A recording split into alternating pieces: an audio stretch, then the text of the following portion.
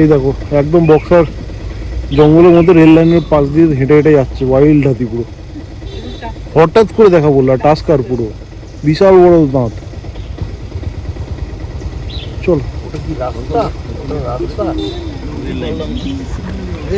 দূরে দেখা যাচ্ছে স্পটেড ডিয়ার অনেক রয়েছে।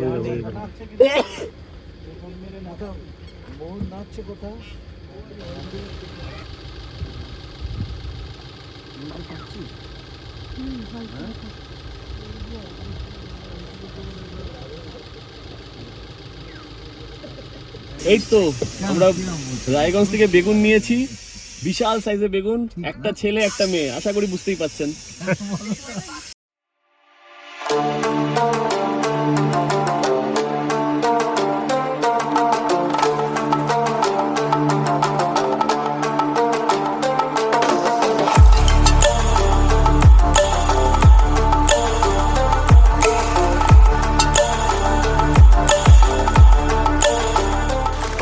তো hello guys, good morning, welcome back to my channel.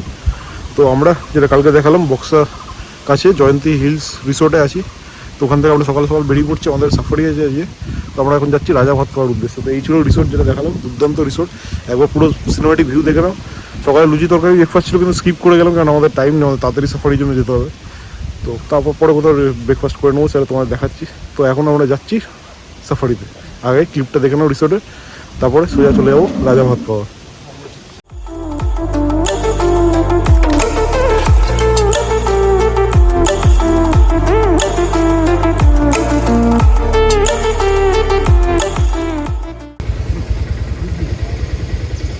এই দেখো এখানে একদম আমরা রাস্তায় গাড়ি করে যেতে যেতে দেখছি রেল লাইনের ওপর দিয়ে ওয়াইল্ড হাতি আছে। হালকা পিছনে যাবে, একটু পিছনে যাবে, সবাই দাঁড়িয়ে পড়েছে। ওরা ওই জন্যই দাঁড়িয়ে ফটো তুলছিল। হ্যাঁ গাড়ি আছে, ঠিক আছে। এই দেখো একদম বক্সার জঙ্গলের মধ্যে রেল লাইনের পাশ দিয়ে হেঁটে হেঁটে যাচ্ছে, ওয়াইল্ড হাতি পুরো। হঠাৎ করে দেখা বললো, টাস্কার পুরো বিশাল বড় দাঁত। চল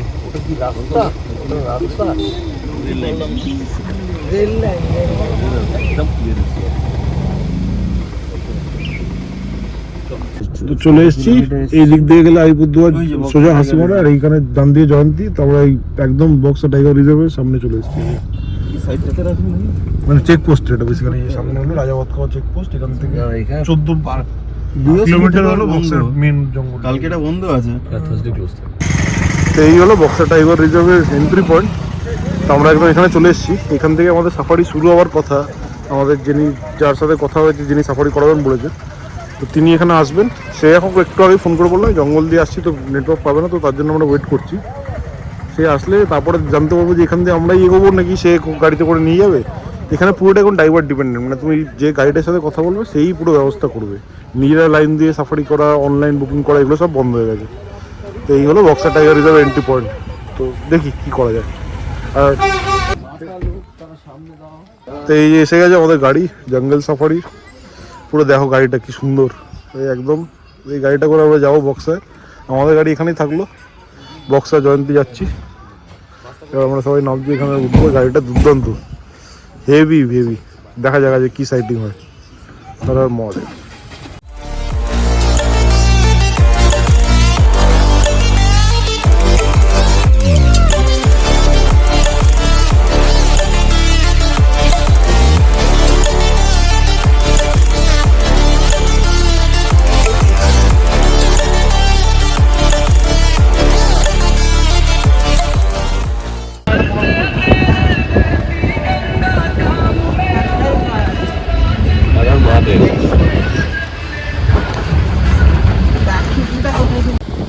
এই আমরা চলে যাবো বক্সায় সাফারি করতে। তুই জঙ্গলটা শুধু দেখো কিরম ডেন্স। আমরা এরকম এই গাড়িতে সবাই উঠে দাঁড়িয়ে পড়েছি কিছু বসে, একদম ডেন্স। জলদাপাড়া কালকে যেরকম দেখলাম, বক্সা কিন্তু প্রচণ্ড ডেন্স, মানে অ্যাটলিস্ট 5 times ডেন্স। ট্রেনটা শুধু দেখো, বেশি কথা বলছি না, যেরকম যা দেখবো দেখাতে থাকছি।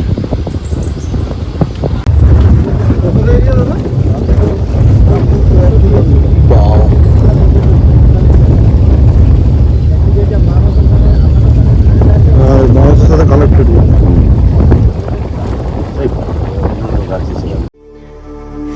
Dried out tears of sorrow, lacking all emotion, staring down the barrel, waiting for the final gates to open to a new tomorrow, moving with the motion, following the light that sets me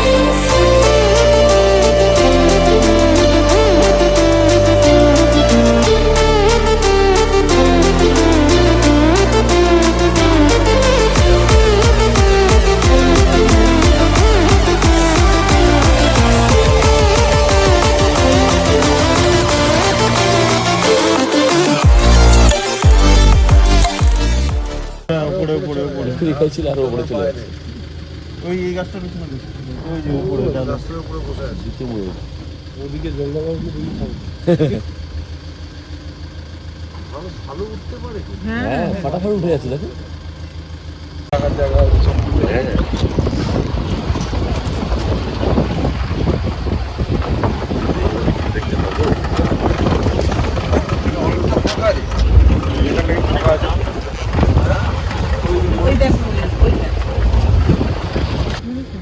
ওই দূরে দেখা যাচ্ছে spotted deer অনেক রয়েছে অনেক।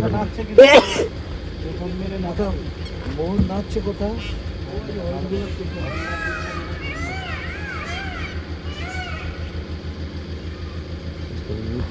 গাছে গাছে ময়ূর, নিচে হরিণ। এই একটা বাঘ ছাড়বে রেডি করছে। ওই ফেন্সিংটা করছে বাঘ ছাড়বে বলে। বাঘ ছাড়বে এই জঙ্গলে? ফেন্সিং কেন? মানে ওকে আলাদা করে রাখবে? আলাদা তো থাকবে না, প্রোটেকশনের জন্য যাতে এই এখানটা এই সল্ট পিট, এখানে নুন দিচ্ছে দেখো, এখানে হাতি আছে নুন ওই জল নুনটা খেতে। এখানে একটা ফরেস্টের ইয়ে কন্ট্রোলিং একটা জায়গা যেখানে হ্যাঁ ফরেস্টের লোকেরা অ্যান্টি পোচিং ক্যাম্প। এখানে যারা থাকে তো কিরকম ভিউ বা ইয়ে হবে, সামনে হাতি চলে আসবে। নামবো না নামবো এই চেহারা শর্ট পিটটা এখানে নুন দিচ্ছে উনি, তো নুনের খেতে যদি কিছু আসে তাই জন্য আমরা এখানে ডুয়েট করছি, দেখা যাক। আমরা এখন পুরো রেঞ্জ অফিসারের একদম উপরে অফিসের এখানেই চলে এসেছি। এই দেখো আমরা কোথায় আছি, 25 মাইল ওয়াচ টাওয়ার, এটার উপরটা 26 মাইল। গেটটা যাওয়ার খাওয়ার দিক থেকে এখান দিয়ে আমরা ঢুকেছি।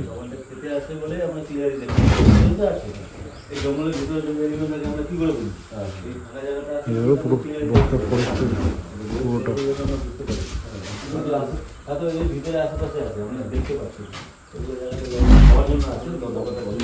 এগুলো main Indian leopard, Indian elephant, gaur, spotted deer, ময়ূর তো আছেই। আশেপাশে যদি কোনো হাতি থাকে আমরা দুর্গন্ধ পেয়ে যাবো যে হ্যাঁ তাহলে হাতি আছে এদিকে,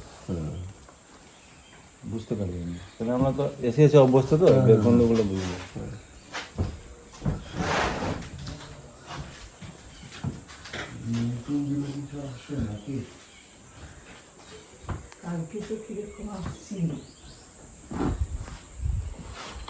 রোচক আমাদের, ওদেরও তো একটা ব্যাপার আছে না। আপনি ডেলি মানে পাতা খাচ্ছেন না, একটু যাই একটু মুডটা চেঞ্জ করি, মানে একটু চটক মটক খাই। ওদের জন্য চটক মটক হচ্ছে লবণ, খাইলে পরে মানে হজম শক্তিটা হবে, ডাইজিংটা ভালো হবে, যার জন্য লবণটা লোভে আসে বলে আমরা দেখতে পারি। জলটা তো ম্যাটার না, জলটা তো ওরা ভিতরে পেয়ে যাবে, কিন্তু ওই লবণটা দেওয়া হয় ওই কারণে যে লবণটা ও আসবে, লবণের জন্যই আসে। কারণ ওরা লবণ চাটার জন্য আসবেই, লবণটা চাটবেই। সব এনিমেল সারাদিন খাবে, একবার না একবার এখানে এসে লবণ চাটবেই ওরা, মানে ওটা ওদের দরকার। ঝর্নার সাইডে ওগুলো থাকলে ওরা থাকে। তো ওই সন্ধ্যার সময় নিস্তব্ধ যখন হবে, এখন যেরকম এই যে শিবরাত্রির জন্য প্রচুর লোক শোক আছে, ওরা কিন্তু এখন পাহাড়ে উঠে যাবে, কারণ এত ওরা গেঞ্জাম বা আবার এগুলো পছন্দ করে না, উপরের দিকে থাকবে। যখন সন্ধ্যার দিকে হবে তখন ওরা নেই, যার জন্য ট্র্যাপ ক্যামেরাতে ধরা পড়েছে, মানুষ দেখতে পারে না। কারণ কেন? হ্যাঁ, ওই পাহাড়ের সার্কেলের দিকেই আছে।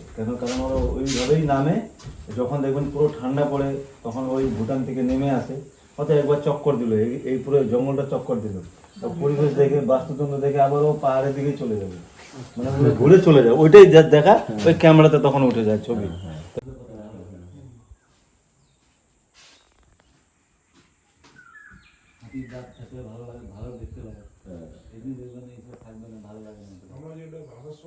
হ্যাঁ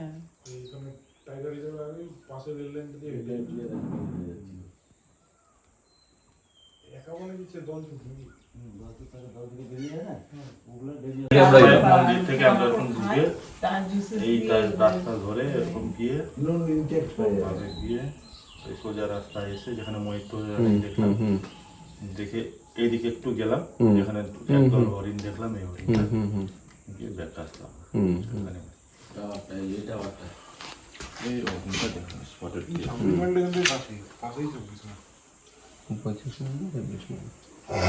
জয়ন্তী হচ্ছে এই পাশে, জয়ন্তী হচ্ছে আর ওই ছোট মহাকালটা কোথায়, কোন দিকটা? ছোটা মা আঙ্কালটা এরকম জায়গায় পড়বে। আমরা এখন কোথায় আছি? জয়ন্তী এটা তো মানে নদী ফদী সব ধরা আছে তো, অফিস যাওয়া জয়ন্তী নদী এই যে। সোম থেকে শুক্রবার পর্যন্ত পাই আর কি, সেটা কোন দিকে পাবো আমরা তো জানি না, আপনারা আমরাও জানি না, আমরা শুধু প্রেডিক্ট করি। অনেক সময় যে আমরা রাস্তা দিয়ে যাই, আমরা রাস্তার সাইডে সাইডে করিডোরগুলো ফলো করি, ছোট ছোট করিডোর যেগুলো থাকে ওখান থেকে ওরা পাস করে। ধরুন পাস করে যদি গিয়ে থাকে, যদি বুঝি যে রিসেন্টলি গিয়েছে, তাহলে আমরা আইডিয়া করি যে এখান থেকে গিয়ে অ্যানিমেলটা কোথায় বেরোতে পারে, কোন জায়গাতে যদি আমরা যাই তাহলে ওই অ্যানিমেলটাকে দেখানো যায়। তো অনেক সময় কি ওদের মুভমেন্ট স্লো হয়ে যায়, অনেক সময় ওরা একটু স্পিডে ক্রস করে, আর টাইমিং যদি মিলে যায় তাহলে দেখা যায়। আর এরকম টাওয়ার ওয়াটার বডি যেখানে আছে বা সল্ট পিটগুলো যেখানে আছে ওখানে একটু চান্স বেশি থাকে, কারণ অ্যানিমেল অন্যান্য জায়গায় হয়তো বেরোবে কিন্তু স্টে করবে না, মানে কিছুক্ষণও থাকবে না। কিন্তু লবণ আর জল যদি থাকে সেখানে ওয়াইল্ড লাইফ কিছুক্ষণ হোল্ড করবে, খাবে, জল খাবে, লবণ খাবে, একটু সময় কাটাবে।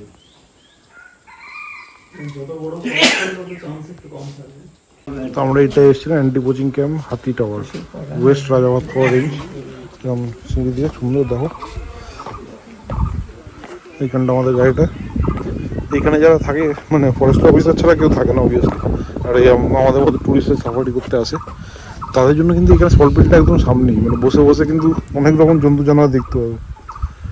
যাই হোক, চলো আমরা এবার একটু অন্যদিকে যাই, কারণ এখানে কিছু দেখতে পারবো না, এখনো আসেনি, তো একটু পরে এসে যদি দেখা যায়, তাই জন্য।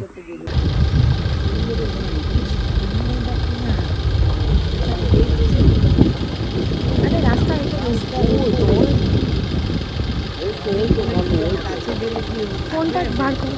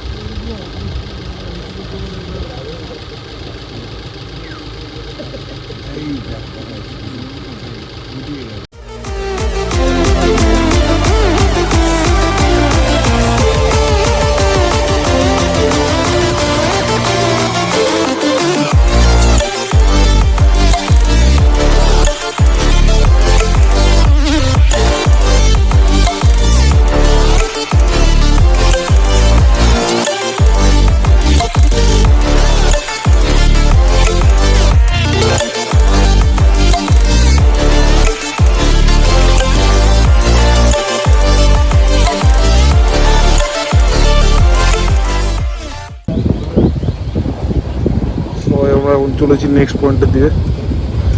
একটু আশা নিয়ে যে কিছুই দেখা যায়, ময়ূর আর একটা হরিণ ছাড়া কিছুই দেখিনি এখনো। আর সকালে তো দেখে নিয়েছি একটা হাতি, সেটাই একমাত্র আমাদের মানে সেভিং গ্রেস বলা যায়।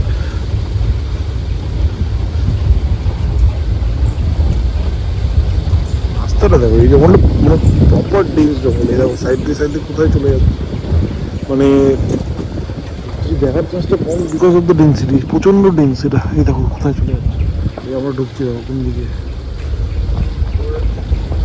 একদম মানে সেরকম কোর এরিয়া টাইপের মতো ডেন্স। পুরো কোর নয়, কোর আরও বেশি ভেতরে, যে টাইগার ফাইগার অ্যাকচুয়ালি হয়তো আছে। টাইগার রিজার্ভ যদিও রিসেন্টলি টাইগার অনেক কমে গেছে বা চলে গেছে ভুটানের দিকে, কেননা এখানে ঢোলের খুব উপদ্রব প্লাস খাবার দাবারের সমস্যা আছে। এত ডেন্স যখন টাইগার ঠিক কমফোর্টেবল হবে শিকার করতে, ওরা একটু ফাঁকা, একটু গ্রাসল্যান্ড এরকম চায়, সেই জন্য দেখা যাক সামনে যদি কিছু দেখতে পাই। একটা ওয়াচ টাওয়ারের দিকে যাচ্ছি আমরা।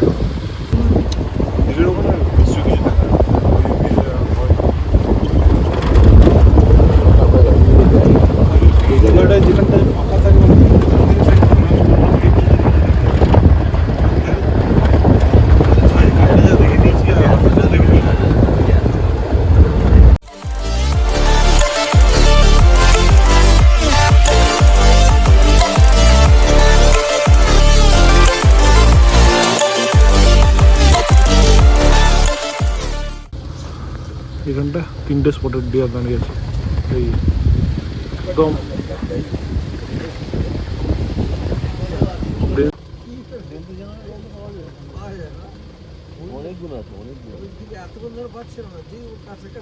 হ্যাঁ, ওদের গন্ধ থাকে তো। এই নদীটা আমরা ঢুকে গেলাম ওখান থেকে বেরিয়ে, জঙ্গল থেকে নদীর চর দিয়ে আমরা যাচ্ছি। ওইখানে কিছু গাছ নড়ছে, গাছ নড়ছে, হ্যাঁ গাছ নড়ছে তো, হাওয়াতে একটা গাছ এরকম নড়ছে,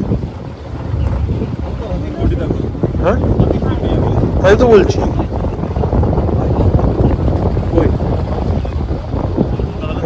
প্রচুর বাইজানা হাতে এখানে বেরোয়, তো এখানে ওদের পটি ফটি পড়ে আছে, দেখা যাবে যদি আমার কিছু দেখতে পাই। সামনেটা দেখো কেউ মজা আছে, নদী নদী, হ্যাঁ নদী এখন পুরো শুকিয়ে গেছে, গাড়ি চলছে।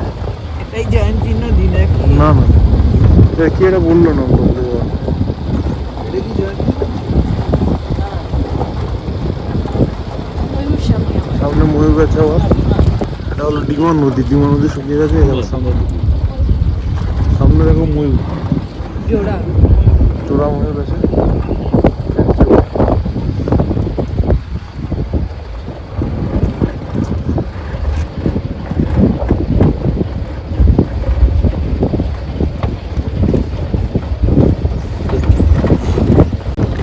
আবার আমরা নদীর বেডে লেগে পড়েছি, ওই দিকে দেখা যাচ্ছে দূরে ভুটানের পাহাড়।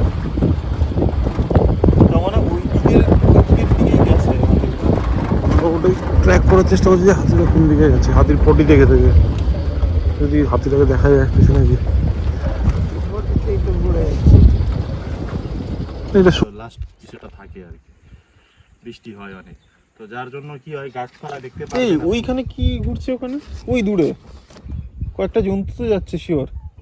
হ্যাঁ হ্যাঁ হ্যাঁ, দেখুন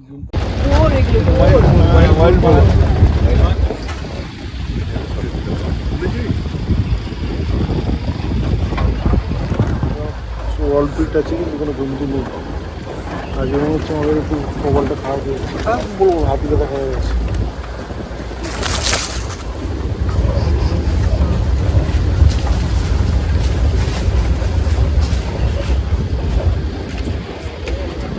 ফাইনালি বেরোনোর সময় আমরা একটা দেখতে পেয়েছি হাতি, এই দেখো হাতি দেখা হলো,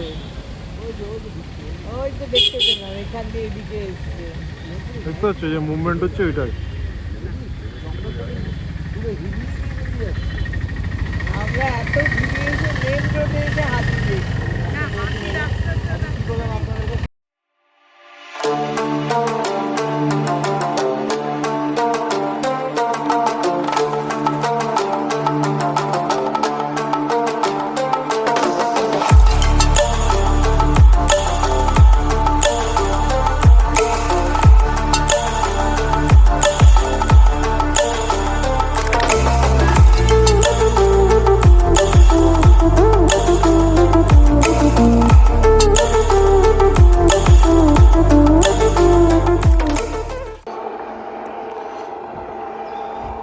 তো জয়ন্তীতে প্রচণ্ড এক্সেসিভ ভিড় হওয়ার কারণে আমরা ওদিকটা গেলাম না, ওটা পরে কোনোবারের জন্য রেখে দিলাম। আর এইদিকে চলে এসেছি আমরা চিলাপাতা ফরেস্ট। এটা একদম বক্সা থেকে বেরিয়ে জলদাপাড়ার দিকে যাওয়ার পথেই ফরেস্টটা পড়ে। এই রাস্তাটা শুধু দেখো, এটা আমরা ফরেস্টের মধ্যে আছি। তো এই চিলাপাড়া ফরেস্ট কিন্তু মানে তোরসার একদিকে হলো জলদাপাড়া, একদিকে চিলাপাতা। এটাও কিন্তু যথেষ্ট ডেন্স ফরেস্ট। বক্সায় যেটা ডেন্স দেখলাম তার থেকেও ডেন্স বলে এটাকে। এখানে কিন্তু প্রচুর কিছু আছে, হাতি, বাইসন, গন্ডার সবই আছে। এরকম পাখি প্রচুর ডাকছে দেখো, খুব সুন্দর। তো এটাও কিন্তু তোমরা মিস করো না, এদিকে আসলে চিলাপাতাটা দেখে নাও। আমরা মোটামুটি কিন্তু সব ফরেস্টই কভার করে নিলাম, গরুমারা, জলদাপাড়া, চাপড়ামারি, চিলাপাতা, বক্সা, এদিককার সব ফরেস্টই কভার হয়ে গেল। তো ডুয়ার্সে আর কিছু বাকি থাকলো না। জয়ন্তী, ছোটো মহাকাল, বড় মহাকালটা পরে কখনো আবার হবে।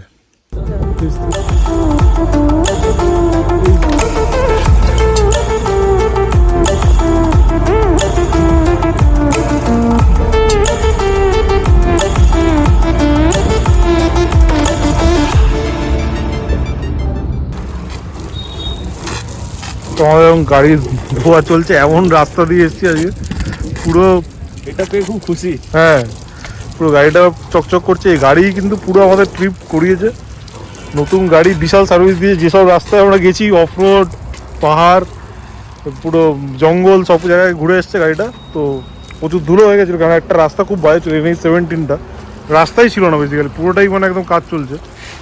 তো তাই জন্য এখন গাড়িটাকে একটু সাফাই চলছে। আর আমরা দাঁড়িয়েছি হোটেল গ্রেট ভিউ বলে একটা রিসোর্টে, গ্রেট ভিউ না কিছু একটা নাম ছিল, যাই হোক। তো এখানে একটা লাঞ্চ করবো আমরা। এটা একদম জলপাইগুড়ি আগে, মানে তিস্তা ব্রিজটা ক্রস করে হোটেল হেভেন্স ডিউতে আমরা দাঁড়িয়েছি। তো সামনেই জলপাইগুড়ি, আর দিয়ে আমরা আবার বেরিয়ে যাবো ফুলবাড়ি হয়ে আমাদের কলকাতার উদ্দেশ্যে হাইওয়েতে ধরে নেবো। তো আমাদের আজকের টার্গেট হলো রায়গঞ্জ পৌঁছানো, তো ওদিকে চলে যাবো। এখন খাই চলো। আমার ছোটো ছোটো বাচ্চা আছে এখানে, এই হেভেন ডিউ হোটেলে ছোটো ছোটো কুকুরের বাচ্চা। যাই হোক, আমরা খাবারটা কি অর্ডার করে দেখাচ্ছি। হোটেলটা সুন্দর, বেশ হাইওয়ের ধারেই। চলো কি খাওয়াই দেখি, দেখাচ্ছি। তো এই হচ্ছে দুপুরে আমাদের লাঞ্চ, ভাত, এটা হচ্ছে কড়াই চিকেন, উপরে মালাই মেরে পুরো ডাল, একটা বালতি ডাল দিয়েছে, ভাত আছে, এরপরে কি আছে, রুটিও আসছে, তন্দুরি রুটি দেওয়া। এবারে ভালো লাইট তোমরা রুটি দিয়েছো?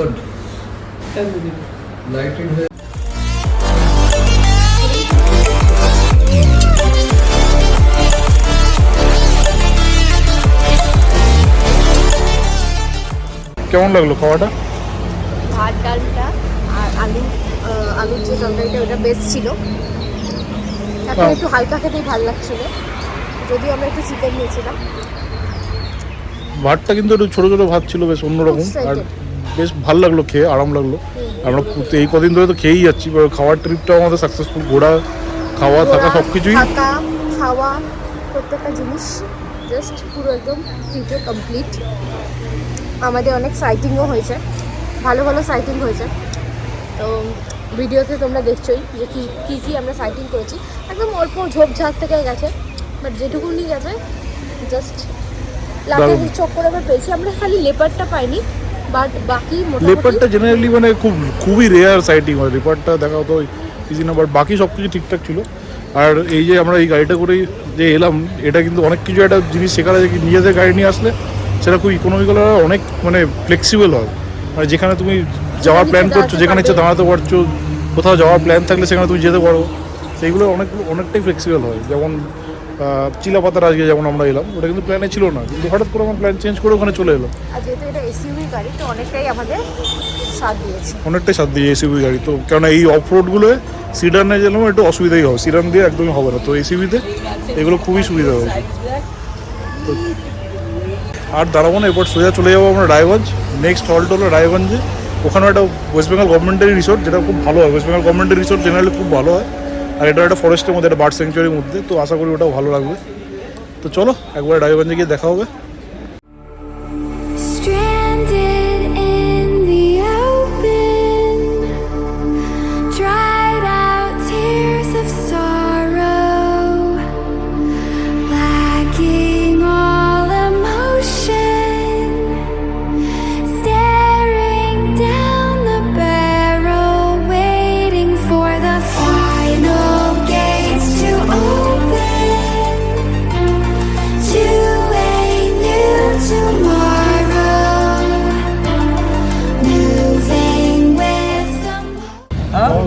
এখন আমরা একটা ব্রেক নিয়েছি চস্কা ফ্যামিলি টি ওয়ার, এখানে কফি আর এক প্লেট মোমো বলা হয়েছে। একটা সুন্দর দোকান,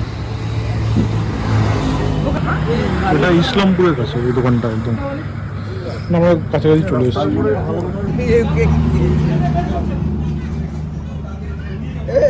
ফাইনালি আমরা পৌঁছে গেছি রায়গঞ্জে। আমাদের যে হোটেলটা হলো গভর্নমেন্ট, ওয়েস্ট বেঙ্গল গভর্নমেন্টের প্রপার্টি। যেটা হলো কুলিক রিভারের একদম পাশে রায়গঞ্জে Kulik bird and wildlife sanctuary বলে একটা জায়গা আছে, মানে একটা ওয়াইল্ড লাইফ স্যাংচুয়ারি জঙ্গলের মধ্যে, সেখানে এই রিসোর্টটা অবস্থিত। তো এটা আমরা গভর্নমেন্টের ওয়েবসাইট থেকে বুক করেছিলাম, তো এখানেই আমরা এসে উঠলাম। আজকে স্টে আমাদের এখানে। তো রুমটা দেখে নাও কেমন। এটা আমাদের ডিলাক্স রুম। সুস্মিতা বসে গেছে, সারাদিন জার্নি পর টায়ার্ড। এটা আমাদের রুম, এটা ডিলাক্স এসি রুম। এসি আছে, রুমটা খুব স্পেসিয়াস, টিভিও আছে, বাট রুমের বাকি ডিলাক্স কিছুই নেই। এটা এখানে দেখতেই পাচ্ছ পুরো দেওয়ালে পুরো রং চটে গেছে, বেসিক্যালি ড্যাম্প হয়ে আছে দেওয়ালগুলো। আর আমরা যখন ঘরে ঢুকেছিলাম একটা স্মেলও আসছিল, তো সেটা ওদের আমাদের বলে ওনারা স্প্রে টে করে ওটাকে নর্মালাইজ করার চেষ্টা করেছে। বাট দেখো খুব বেসিক, মানে এটা ওয়েস্ট বেঙ্গল ট্যুরিজমের আন্ডারে, মানে সেই স্ট্যান্ডার্ডের নয় যেটা আমরা এক্সপেক্ট করতে পারি যে ওয়েস্ট বেঙ্গল গভর্নমেন্টের আন্ডারে হলে একটু ভালো স্ট্যান্ডার্ড হবে, সেটা নয়। তবে যদিও রায়গঞ্জ যতটা মেন স্ট্রিম কোনো ট্যুরিস্ট প্লেস নয়, সেই জন্য হয়তো অতটা এখানে রক্ষণাবেক্ষণ নেই। বাট দেখা যাক কেমন কি হয় খাবার দাবার। বাট রুমটা ঠিকঠাক, মানে স্পেস বা এসি বেসিক অ্যামিনিটি রাত্রি কাটানোর জন্য ঠিক আছে। বাট তুই যদি মানে লাক্সারি বা ডিলাক্স রুম হিসেবে যেটা ভেবে থাকো, সেই ধারণা কিন্তু এখানে আসলে ভেঙে যাবে। এটা রায়গঞ্জের বিখ্যাত বেগুন, লাউ আর কুমড়োর মাঝামাঝি একটা সাউ। এরকম বেগুন আমি তো এখানে অধিকার তো দেখাই যাবে। লাউ বোঝা যাচ্ছে। তো এটা হচ্ছে রায়গঞ্জের যে দিনান্তে রিসোর্টে আমরা আছি, ওখানকার ব্রেকফাস্ট। সকালে আমরা ব্রেড অমলেট বলেছিলাম, তো দেখো এখানে ব্রেড দিয়েছে এত বড় সাইজের একটা অমলেট, একটা কালো জাম, একটা কলা, বাটার, মানে বিশাল এলাই ব্রেকফাস্ট। এখানে সব কিছু কিন্তু অনেক বেশি বেশি। ব্রেকফাস্টটা দেখেই মনে হচ্ছে দারুণ হবে। এর সাথে কফিও বলে দিয়েছে আমরা। ব্রেকফাস্টটা করে নিই, তারপরে এইখানে রিসোর্টটা একটু দেখাচ্ছি দিনের বেলায় কেমন লাগছে। তো এই হলো রায়গঞ্জের দিনান্তে ইকো ট্যুরিজম প্রপার্টি, যেটা ওয়েস্ট বেঙ্গল গভর্নমেন্টের। এখানে আমরা ছিলাম, এই ওপরের রুমটা আমাদের ছিল এই সাইডে। এই দুটো রুম ছিল, দুটো ওদিকে দুটো ছিল। আর সামনেটা কিন্তু এখানে একটা বার্ড স্যাংচুয়ারি আছে, যদিও নট মেনটেন প্রপারলি, তো জন্য অত বার্ডও নেই এখন। বাট বেশ সুন্দর প্রপার্টিটা, বাট মেনটেন্যান্সের অভাব আছে প্রচুর। বেসিক্যালি এটা ট্রানজিট হিসেবে খুব ভালো, মানে তোমরা যারা শিলিগুড়ি যাবে তো রাত্রিরে থাকার জন্য বা হল্ট নেওয়ার জন্য এটা কিন্তু ভালো। এখানে তোমরা শুধু খাওয়ার জন্য আসতে পারো, থাকতেও পারো রুম বুক করে, তো সেই হিসেবে এটা ভালো। বাকি একটু মানে মেনটেন্যান্সের অভাব আছে, যেহেতু এখানে ট্যুরিজম নেই সেই জন্য তো গ্রো করেনি। বাট গভর্নমেন্টের উচিত একটু রুমগুলো ঠিক করা, রুমগুলো একটু স্যাভি বা একটু মানে কী বলবো, একটু নট মেনটেন প্রপারলি। বাট বাকি ওভারঅল ভালোই। সুস্মিতা চলে এসছে আমাদের, এবার রেডি আমরা পুরো। নেক্সট হচ্ছে এবার গাড়িতে উঠে একদম সোজা কলকাতার দিকে যাবো। মাঝখানে মালদা সব কিছু পড়বে, তো কিছু কোথাও যদি হল্ট দিই সেটা তোমাদের দেখাচ্ছি। অবভিয়াসলি লাঞ্চ করতে কোথাও একটা ভালো দাঁড়াবো, সেখানে দেখাবো তোমাদের। আর তারপরে রাস্তায় দেখাচ্ছি যদি কিছু ভালো ভিউ পাই। তো চলো এবার বেরিয়ে পড়ি কলকাতার দিকে। ট্রিপ আমাদের প্রায় শেষ, অলমোস্ট। আর last leg of the trip বাকি। এই তো আমরা রায়গঞ্জ থেকে বেগুন নিয়েছি, বিশাল সাইজের বেগুন, একটা ছেলে একটা মেয়ে, আশা করি বুঝতেই পাচ্ছেন। এই বেগুন নিয়ে আমরা চলে যাবো এখন এই বেগুন নিয়ে কলকাতা চললাম আমরা। সাইজটা দেখো বেগুন, ছেলে বেগুন মেয়ে বেগুন। তো আবার আমরা চলে এসেছি পাপ্পুদা ধাবা। আমাদের যেখান থেকে স্টার্ট হয়েছিল সেখানে আবার চলে এসেছি। আমাদের ট্রিপ এখানেই শেষ হচ্ছে। আর এবার আমরা নিয়ে নিয়েছি মাটন ভাত, মানে দাদারা এখনও সেই রুটি আর ভর্তাই খাবে যেটা আগের বার আমরা খেলাম। বাট আমি এবার নিয়ে নিয়েছি মাটন ভাত। তো এই মাটন ভাতে দেখো ভাত, ডাল, একটা সবজি, ভাজা, শাকের মতো দিয়েছে। আর এই যে দেখো 2 পিস বড় বড় মাটন, তার সাথে স্যালাডটা কি সুন্দর করে সাজিয়ে দিয়েছে। তো যেখানে শুরু সেখানেই আবার শেষ। আমাদের ট্রিপের একদম এন্ডিং এখানেই হচ্ছে আবার। এটাই লাস্ট পয়েন্ট, খেয়ে নিই তারপর আমরা এগিয়ে যাবো কলকাতার উদ্দেশ্যে। তো এরপরে আমরা সোজা ফিরে চলে এলাম কলকাতার উদ্দেশ্যে। সন্ধ্যেবেলা 7টার মধ্যে আমরা কলকাতা ঢুকে গেছিলাম। লাস্টের স্টেজটা কল্যাণী এক্সপ্রেসওয়ে দিয়ে এসেছিলাম, খুব সুন্দর রাস্তা ছিল, দারুণ রাস্তা। এবার হাইওয়েটাও খুব ভালো করে দিয়েছে। এখন নর্থ বেঙ্গল কিন্তু গাড়ি করে যাওয়ার জন্য খুবই ভালো ব্যবস্থা হয়ে গেছে। আগে যে জ্যামগুলো পড়তো সেই জ্যামগুলো কিন্তু এখন ওভারব্রিজ করে বাইপাস করে দিচ্ছে। তাই রোড ট্রিপে যদি নর্থ বেঙ্গল যেতে চাও এখন কিন্তু বেস্ট টাইম। তো এই ছিল আমাদের ট্রিপ পুরো। তো প্রচণ্ড সুন্দরভাবে আমরা ঘুরলাম। ডুয়ার্সের বিভিন্ন জায়গা, বিভিন্ন ন্যাশনাল পার্ক, গরুমারা, জলদাপাড়া, বক্সা, চিলাপাতা সবই ঘুরলাম। তো আশা করি তোমাদের এই পুরো সিরিজটা ভালো লেগেছে। তো ভালো লেগে থাকলে অবশ্যই কমেন্ট করে জানিও। আর তোমরা যারা ডুয়ার্সে গেছো তোমরাও তোমাদের অভিজ্ঞতা কিন্তু শেয়ার করতে পারো। তো এরকম আরও ট্রাভেল ভিডিও দেখতে চ্যানেলটা সাবস্ক্রাইব করে নাও আর বেল আইকনে টিপে দাও, যাতে পরের ভিডিওগুলো আসলে তোমরা দেখতে পারো। Keep rocking, keep eating, keep travelling. দেখা হচ্ছে পরের পর্বে নতুন কোনো ঘুরতে যাওয়ার জায়গা নিয়ে।